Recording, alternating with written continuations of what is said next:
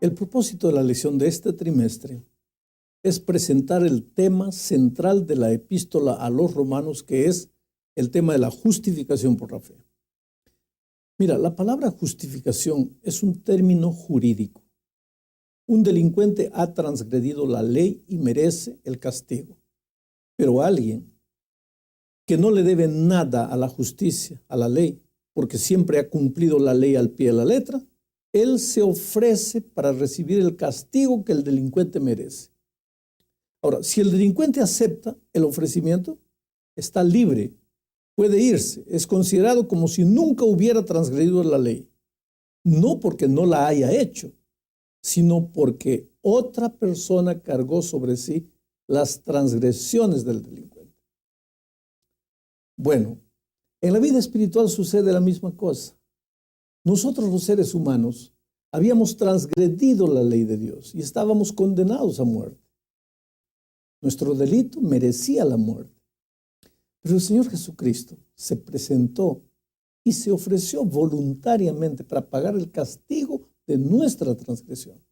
Ahora, si el pecador ejerce la fe, cree, acepta en la sustitución de Jesús, entonces es justificado por la fe. Este es el tema central de la epístola a los romanos. Vamos a estudiarlo. El primer texto a ser analizado esta semana es Romanos capítulo 3, versículos 19 y 20. Dice así: pero sabemos que todo lo que la ley dice, lo dice a los que están bajo la ley, para que toda boca se cierre y todo el mundo quede bajo el juicio de Dios.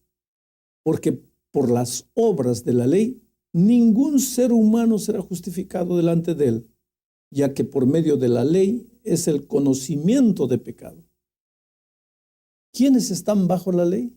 Pablo se refería en ese tiempo a todos los que estaban bajo la jurisdicción de la ley, o sea, a los judíos. Pero el pensamiento central de este texto no es quién debe o no debe cumplir la ley, sino cuál es el propósito de la ley. Pablo menciona, en primer lugar, para qué no sirve la ley.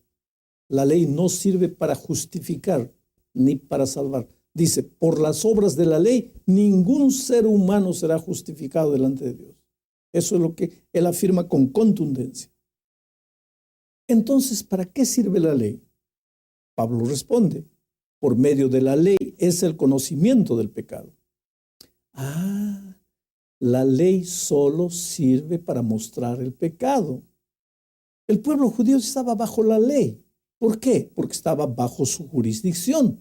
Para el pueblo judío la ley estaba formada no solo por los 10 mandamientos, sino por todo el sistema de ceremonias y sacrificios que anunciaban la venida del Mesías. Pero los judíos iban más allá. Para ellos, la ley o el Torá, como la llamaban, abarcaba todas las enseñanzas del Antiguo Testamento. Y ahora Pablo afirma que esas enseñanzas, por más buenas que sean, no tienen ningún valor para efecto de salvación. Hay algo más. Cuando el Mesías murió en la cruz del Calvario, ya no era más necesario el ceremonial de sacrificios y símbolos. Ya vimos eso. Entonces, hoy debemos entender en este contexto que tampoco la ley moral de los 10 mandamientos sirve para justificar a alguien. La función de la ley es solo mostrar el pecado, no salvar. Haciendo un ejemplo, podríamos afirmar que la ley puede salvar tanto cuanto los rayos X pueden curar. Oh, querido, los rayos X no curan, solo te muestran el mal. ¿Dónde está el problema? Bueno, con la ley sucede lo mismo. No justifica, solo muestra el pecado. La segunda parte de la lección presenta el texto de Romanos 3:21. Lo voy a leer. Romanos 3:21. Pero ahora, aparte de la ley, se ha manifestado la justicia de Dios, testificada por la ley y por los profetas. Mira, para entender lo que este texto afirma, hay que considerar la situación de Israel. Para ellos, la venida del Mesías era algo que ellos esperaban para el futuro. Pero para nosotros, la muerte de Cristo en el Calvario es una realidad, ya sucedió. No necesitamos realizar más sacrificios que apunten, indiquen hacia la esperanza futura. Pero con Israel era diferente. Tal vez por eso ellos no entendieron la justificación por la fe en su plenitud. No es que no existía justificación por la fe en el Antiguo Testamento. Recuerda que Abraham es llamado el padre de la fe. Pero es que fueron pocos los que entendieron el tema con claridad. La mayoría pasó a confiar en la obediencia a la ley como la fuente de la salvación. Pero la vida les enseñó que por más que se esforzaban, no podían cumplir las exigencias de la ley. Y eso los desesperaba. Los desesperaba tanto al punto de inventar una montaña de tradiciones que hacían de la obediencia un yugo esclavizador. Pero ahora viene Pablo y les dice que se ha manifestado la justicia de Dios. Y dice que la propia ley testifica de esa justicia. ¿En qué sentido? En el sentido de que por más que se esforzaban, la ley siempre les mostraba que en la vida de ellos había algo que faltaba. Y de esta manera, la ley les hacía sentir la necesidad de Cristo. Por eso, la ley testificaba de la justificación en Cristo. Infelizmente, ellos no lograron entender. Pero lo que a mí me preocupa es que a veces hoy tampoco logramos entender. Por ejemplo, cuando un cristiano dice que la ley ya no tiene vigencia porque fue anulada por Cristo, yo te pregunto, ¿entendió realmente lo que ocurrió? ¿O anda confundido? Aunque tenga la mejor de las intenciones. ¿Sabes? Este es un asunto para pensar seriamente. La tercera parte de la lección de esta semana nos lleva a meditar en Romanos 3:24. Dice así: y son justificados gratuitamente por su gracia mediante la redención que es en Cristo Jesús. Aquí entra otro elemento importantísimo de la justificación, que es la maravillosa gracia de Jesucristo. Para entender lo que es gracia, necesitamos entender lo que es misericordia. Mira, por su misericordia, Dios no nos da lo que merecemos, que es la muerte.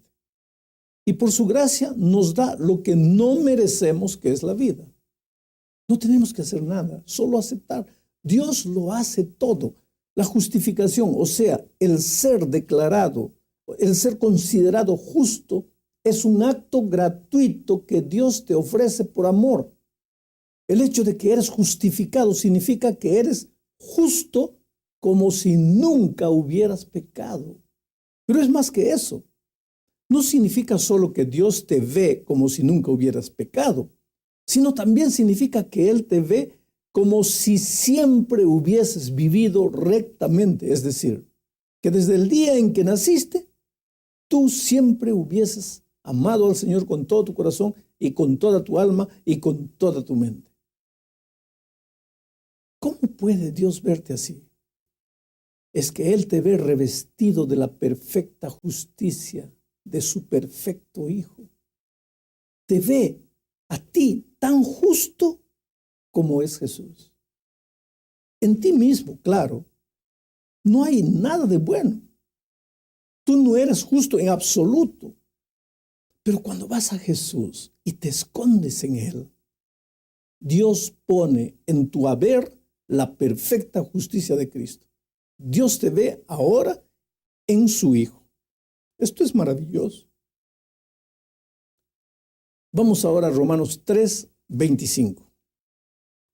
Esta es la cuarta parte de la lección. Dice así: a quien Dios puso como propiciación por medio de la fe en su sangre, para manifestar su justicia, a causa de haber pasado por alto en su paciencia los pecados pasados. Vamos a analizar la palabra propiciación. Esta es una de las expresiones claves para describir la obra de Cristo en la cruz. La palabra propiciación se usa bastante en el Antiguo Testamento. Ya en el Nuevo Testamento solo se usa en este versículo de Romanos y también en Hebreos 9:5. Pero en el Antiguo Testamento la palabra propiciatorio es traducida como el trono de la gracia. El propiciatorio era el trono de la gracia. El propiciatorio era la tapa que cubría el arca que estaba ubicada en el lugar santísimo del tabernáculo. La tapa estaba hecha de oro puro y en cada extremo había labrado un querubín. Dentro del arca estaba la ley de Dios, los 10 mandamientos. En Romanos 7:12, la ley es descrita como santa, justa y buena. Dime una cosa, ¿es posible que un hombre pecador pudiese cumplir perfectamente la perfecta ley de Dios? De ninguna manera. Por lo tanto, la ley dentro del arca proclama este mensaje. Hay un castigo por quebrantar la ley y este castigo tiene que pagarse. Todo transgresor tiene que morir.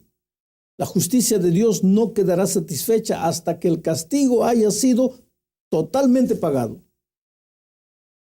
La justicia divina nunca podrá estar satisfecha hasta que el pecado haya sido castigado y la pena haya sido pagada. Si hubo transgresión, tiene que haber muerte. Y todos pecamos, estamos destituidos de la gloria de Dios, merecemos la muerte. Ahora, cuando Jesús murió en la cruz, el pecado del hombre fue castigado. La pena del pecado fue totalmente pagada. En Israel, una vez al año, en el día de la expiación, el sumo sacerdote entraba en el lugar santísimo con la sangre de un animal sacrificado y rociaba la sangre sobre el propiciatorio, donde estaba la ley, sobre el trono de la gracia. La sangre en el propiciatorio era un símbolo de la obra de Cristo en la cruz, que había muerto para salvar al hombre, y tenía el siguiente mensaje: la pena ha sido totalmente pagada. Un sustituto ha muerto y se han cumplido todas las demandas de la justicia. En vez de juzgar al transgresor culpable, Dios ahora es libre para ser misericordioso con él porque el delito ya fue pagado. Mi querido, Dios está completamente feliz con la obra de Jesús, con la muerte del Señor Jesucristo en la cruz, en el sentido de que esa muerte posibilita tu salvación. Fue doloroso y triste para Dios, porque amaba a su Hijo. Como es doloroso y triste para Dios la muerte del ser humano, porque ama al ser humano. Pero ya que la transgresión demandaba muerte y hubo muerte en la cruz del Calvario, Dios está feliz. Pero mi pregunta para ti es, ¿y tú lo estás? Pablo dice más. Él afirma que esta propiciación fue hecha por medio de la fe en su sangre. La sangre se refiere a la obra de Jesús, a la obra que Jesús hizo en la cruz. Lo que Cristo hizo debe ser aplicado personalmente. Tienes que apropiarte personalmente por la fe. De otro modo, no te hará ningún bien. En Éxodo 12:7 se encuentra una ilustración de esto. Mira, no era suficiente que el cordero pascual fuese sacrificado. La sangre debería aplicarse personalmente en el dintel de la puerta. Solo entonces la familia estaría resguardada del juicio de Dios que vendría sobre todo hogar que no hubiese aplicado la sangre. Por la fe. Te has apropiado personalmente por la fe de la obra que el Señor Jesucristo hizo por ti en la cruz del Calvario. Por la fe. ¿Has recibido ese sacrificio para ti por la fe? Eso es lo que realmente importa. Oh, querido, no te dejes atormentar por tu pasado, por las promesas que nunca cumpliste. ¿Fallaste? Ojalá que nunca hubieses fallado. ¿Pero qué importa? Jesús te ama tanto que murió en tu lugar. Tu deuda ya fue pagada. ¿Mereces morir por lo que hiciste? Yo creo que sí, pero no te desesperes. Jesús ya murió en tu lugar. Solo tienes que confiar. Solo tienes que olvidarte de tus fuerzas, de tu moralismo barato. Por eso Pablo dice en los versículos 26 y 27 lo siguiente: a fin de que Él, Jesús, sea el justo y el que justifica al que es de la fe de Jesús. ¿Dónde pues está la jactancia? Queda excluida. ¿Por cuál ley? ¿Por la ley de las obras? No, sino por la ley de la fe. Para entender esto maravilloso que Pablo está diciendo, recuerda las promesas que ya le hiciste a Dios de que tu vida sería diferente. ¿Cumpliste? No. ¿Por qué no? Porque no tienes fuerzas. Entonces, ¿por qué jactancia? ¿Por qué vanagloriarse? ¿De qué? Tu única esperanza es Jesús. Llegamos a la parte final de la lección analizando el versículo 28 que dice: concluimos pues que el hombre es justificado por la fe sin las obras de la ley. Percibe bien que el apóstol Pablo no dice aquí que el cristiano no debe más guardar la ley porque Cristo la guardó. Lo que dice es que el hombre es justificado por la fe sin las obras de la ley. Pablo está colocando a las obras de la ley en su lugar correcto. La ley no sirve para justificar ni para salvar. Somos salvos únicamente por la gracia maravillosa de Cristo, debido a su muerte propiciatoria en nuestro favor. ¿No es maravilloso? ¿Qué tendrías que decirle a Dios delante de tan infinito amor? Yo no sé si en este momento te encuentras derrotado, herido, sangrando. Tampoco sé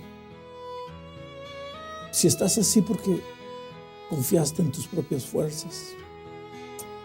Mi amigo, nosotros, tú y yo, no somos nada. Dependemos de Dios para todo. Por lo que más quieras, no intentes resolver tus problemas por tus propias fuerzas. Estarás perdido. Cree en el Señor Jesucristo de todo corazón. Es tu única salida. Que Dios te bendiga.